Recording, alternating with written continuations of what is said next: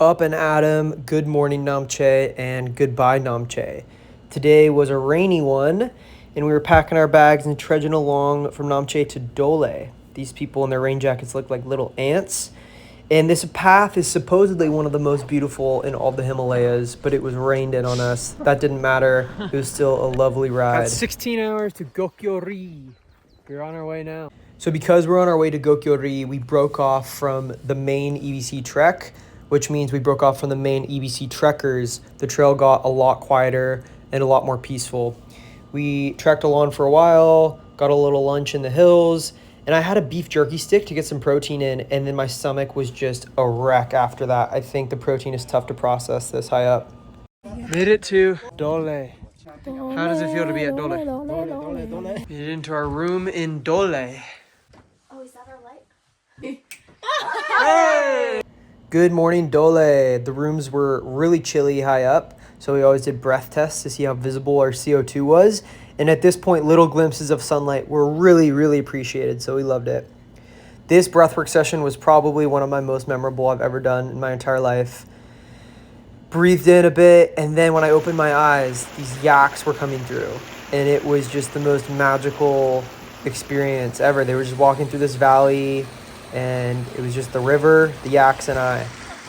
Back to the tea house and time for breakfast. I was really wanting some of my mom's Skippy, and this is what she said to that. I wasn't sending you my cart from Walmart just for fun. The entire time before the trek, she was convincing me to get my own snacks because she warned me that she was not going to share. And she stuck true to her word. The trek from Dole to Machermo was not super long, so we kind of vegged out on Wi-Fi all day because epic views of the Himalayas. Honestly, the perfect day to veg, right? Mm-hmm. The nights always consisted of a debrief from our guide Barat for the next day and either playing Farkle or a card game we love called Cambio.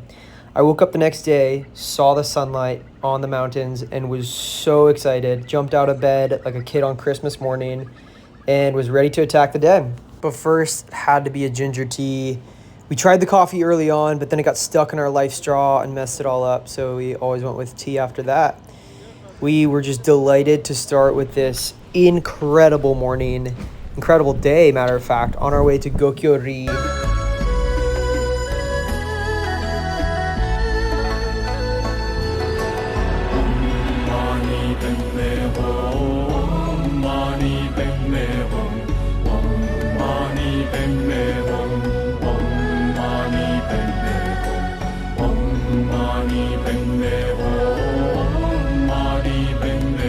So it's called the Gokyo Resort, and this place actually felt like a resort. There was Korean food. Can you believe that? After having fried potatoes and fried noodles for a few days straight, Korean food was such a blessing. And there was heated blanket, which was absolutely insane, and a hot shower. Can you believe it? This place was amazing. Started the day off strong the next morning at 5 a.m., ready to summit Gokyo. Had a little bit of brekkie and got views of Cho'oyu, one of the 8,000 meter peaks in the region. Seriously, words can't describe seeing a peak this high.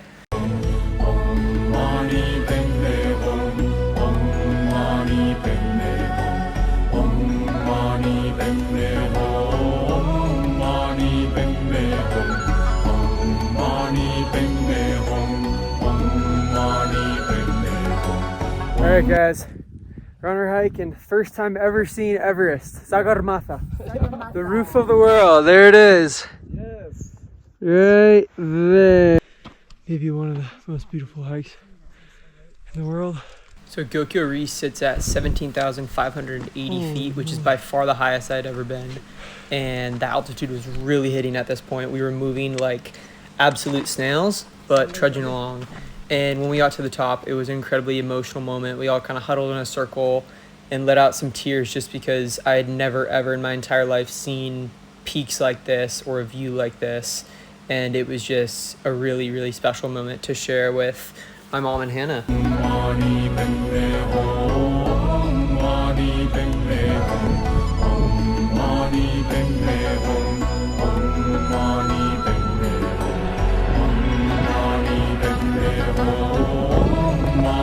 Back in the town.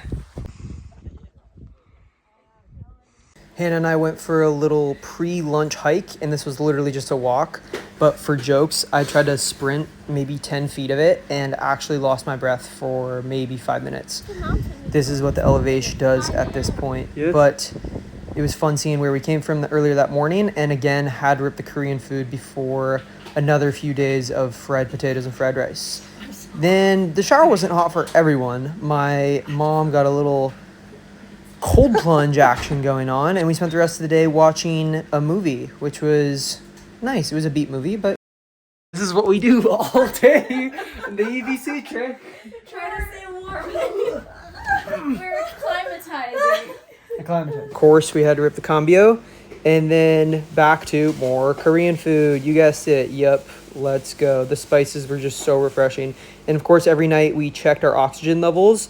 They went down in increments. At this point, my mom was at 85% oxygen. Not too bad. Okay, good night, Gokyo. We'll see what's in store for the next day.